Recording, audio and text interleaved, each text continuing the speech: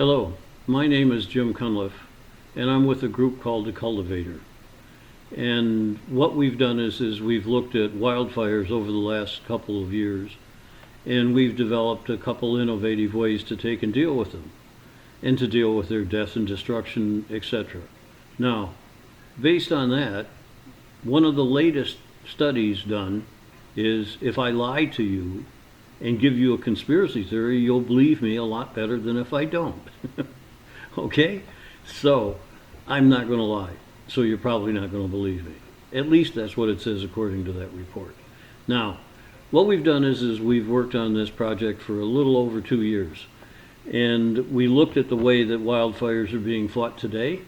And here's what we came up with. But first, I think that we really need to take and look at our credibility so that you've got some idea that we are absolutely for real. And here's where we'll start, and then we'll take a look at it later. Okay? Thank you. To start with some credibility, here's a letter from our Congressman Paul Tonko. And it's very difficult to get a letter like this from a politician, no matter what you do. But he actually nailed it. He got it right to the point with what we really do. Now, here's a quick story. A couple of years ago, when we started this project, we went to the vineyards and said, hey, take a look at our ideas, see what you think, and why don't you join with us to take and do this project? And basically they said, when the fire's coming down the street, we might think about giving you some money. And I'm just going to leave it at that. Because humans, we really don't deal with wildfires very well. And we have a tendency not to deal with them very well. Now, the worst part of a wildfire is at the urban interface, where the wildfire comes into an urban area, and this is where all the death and destruction and everything happens big time. So what we did is we looked at those areas in particular and said, okay, how are we actually fighting that today? We looked at it, it's a semi-military operation. We looked at the airdrops, we looked at the way they did it, and what we decided to do was see if we could come up with a different and innovative way to deal with the fires. So what we did is we decided that the best way to take and do it is the simplest, just drowned it. So what we did is we figured out a way to make a small portable pump that takes and pulls behind a truck. Here is what it can do. It can pump 500 feet in any direction. The other thing it can do is it can pump up to 10,000 gallons a minute. That's a lot of water. So basically what it does is you can pump 10,000 gallons a minute, which in rational terms means that we can cover 1 acre in 1 inch of water in less than 3 minutes. And based on the information that we've been able to obtain on what it takes to put a forest fire out, that's double what's needed to put the most violent forest fire out. The next thing that it does is, with its logistics attached, you can pull it down the road, put it on a 360-degree cycle, and what it'll do is it'll spray a diameter of 1,000 feet wide. So that will cover an awful lot of territory. The other thing it does is we can blow fire lanes about 150 feet wide. Now, with all of this, we see that water is going to be a large concern. So what we've done is we've come up with an alternative even to the water. So what we did is we looked at vegetables. Vegetables are 90% water.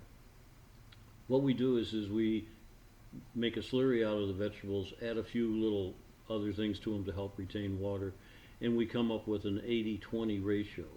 And the cellulose and the water in the vegetables actually work as a fire preventive system also, better than water itself. Now, where do we go from here? That's the question. First and foremost, from now on out, we need your knowledge and participation. So we're going to divide this project into 2 phases. The first phase is you become a member of the Cultivator for $50. It makes you first tier for this project for a year. And what this does is this raises enough money to take and get you and people involved in this project. So this is what we envision. We put the pump and equipment in a truck and trailer and drive out to a fire. So what? We're there. What can we do? What we need is your expertise, your know-how there.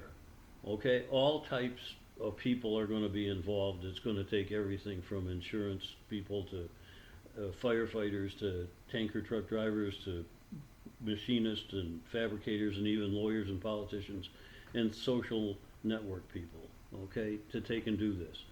So this is why we're raising the money, is to pay for this expertise and know-how. And when we finish with phase one, which proves out our tools, our new system on existing fires, what happens is we go into phase two, which is decentralization. What this means is it means that an individual or a corporation or fabricators or municipal fire departments or whoever can build their own pumps and set up their own foam systems. We have designed this equipment specifically so that it's possible for people to take and build it there. And the other part of this is we're going to need a group that will be working on agreements with insurance companies that make financial pools so that when we go into an area we can put the fire out for everybody and not just the insured. We're also looking at federal and state and local contracts with people to put fires out so that when we have all these independents, that this is a line of income for them.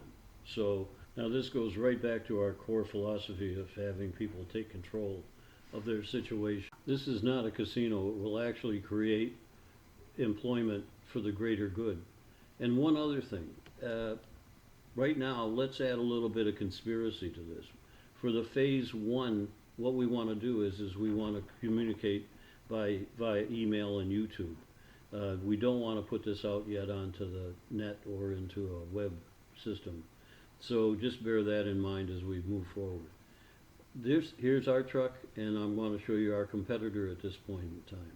This truck here is 5,000 gallons a minute, and it sits still, and it costs $500,000.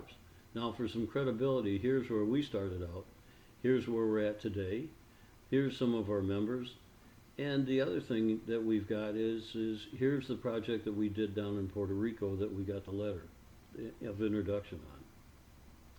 We put 4,000 power bikes, and they're all made out of scrap and whatever's left over from the hurricane when it came through. So that was a real hit down there. I thank you very much, and I really hope that you take and join into this experiment and this project. Thank you, thank you.